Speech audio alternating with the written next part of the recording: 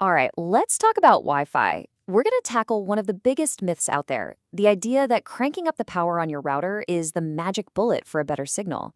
I mean, it seems so logical, right? But as we're about to see, this little fix can actually do way more harm than good. Now, this explainer is actually part 7 of a really fantastic 10-part tutorial on radio frequency interference. It's put together by the folks at RFI Detectives, and it's aimed squarely at technically savvy consumers. We're focusing on what happens in those super crowded 2.4 and 5.8 gigahertz bands, where all our Wi-Fi, Bluetooth, and IoT gadgets live. So, let's just get right into it. Your Wi-Fi is crawling, the connection keeps dropping out. What's that knee-jerk reaction? If you're like pretty much everyone, you dive into your router's settings, find that transmit power slider, and just slam it all the way to max. Am I right? Come on, be honest, we've all been there.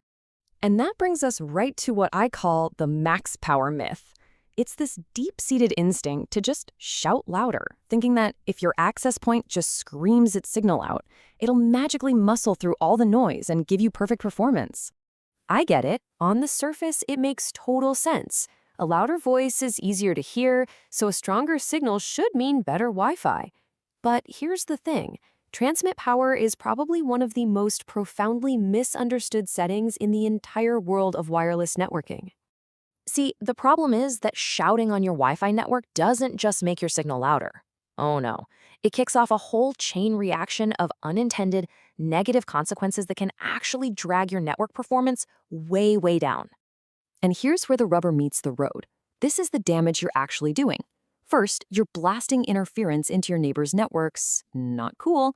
Second, you create these messy, stretched-out coverage areas, so your devices cling to a faraway signal for dear life instead of hopping to a closer one. Third, and this one is so important, you reduce something called spatial reuse. Think of it like this. In an apartment building, Wi-Fi is smart enough to reuse the same channel if the signals are contained. But when you shout, your signal bleeds everywhere. That clever reuse becomes impossible, and suddenly you've got a massive traffic jam. But the biggest problem of them all? That last one. Asymmetric links. Okay, this concept is absolutely crucial to understand.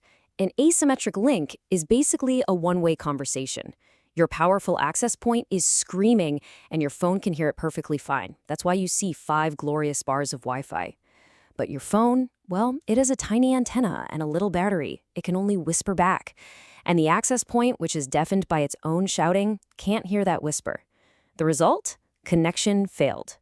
This analogy just nails it. Imagine your access point is that one person at a party shouting across the room. It's so loud, it's drowning out every other conversation. Now, you, holding your phone, you can hear the shouter just fine. But when you try to whisper a reply back, forget it. Your message is completely lost in the noise. That is exactly what's happening on your network.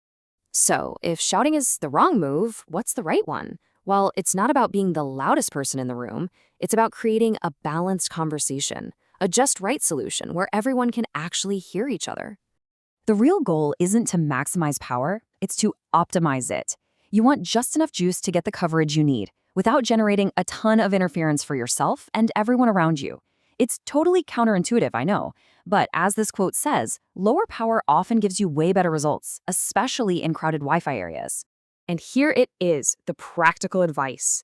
The secret is to stop thinking about your powerful access point plugged into the wall and start thinking about the weakest link in the chain, your little battery-powered smartphone or laptop.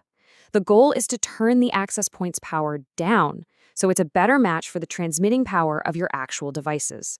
That's how you get a balanced two-way conversation. Okay, let's wrap this up and lock in the one simple rule that should guide you from now on. Forget brute force. It's all about working smarter, not louder. So here you go. If you remember one thing from this whole explainer, make it this. The goal is not to max out your power. The goal is to match your access point's power to your device's power. When you turn the AP down, you shrink the coverage area to a realistic size, you cut down on interference, and you create a stable, symmetric, two-way link. That is how you get better performance. And that just leaves us with one final thought. This whole more power is better idea seemed so obvious, so logical, and yet it's just plain wrong. It really makes you wonder, doesn't it? What other obvious tech fixes that we all do without thinking might actually be making things worse?